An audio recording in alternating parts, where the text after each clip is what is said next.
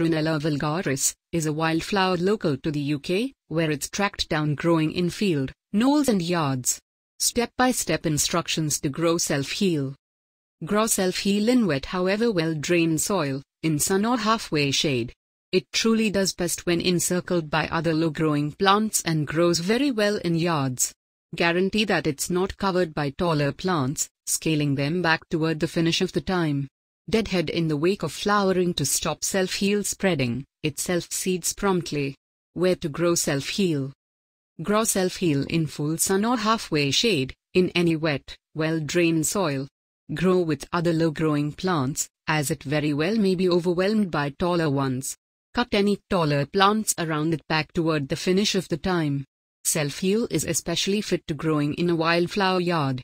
Instructions to plant self-heal.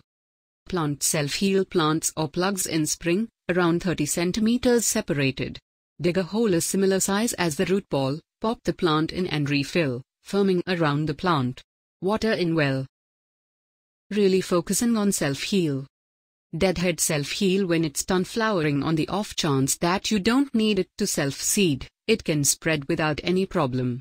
Instructions to proliferate self-heal. You can save seed from your current plants in harvest time, or purchase seed on the web. Plant seeds in a plate in a virus outline in spring, or sow direct where you maintain that the plants should flower in pre-summer, 2 mm profound.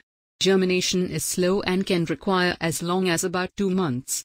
Whenever planted in a virus outline, transplant seedlings when they're sufficiently huge to deal with, into 9 cm pots, and grow on prior to planting out in pre-summer. On the off chance that you have planted the seeds immediate, dentate the seedlings to 30 cm separated.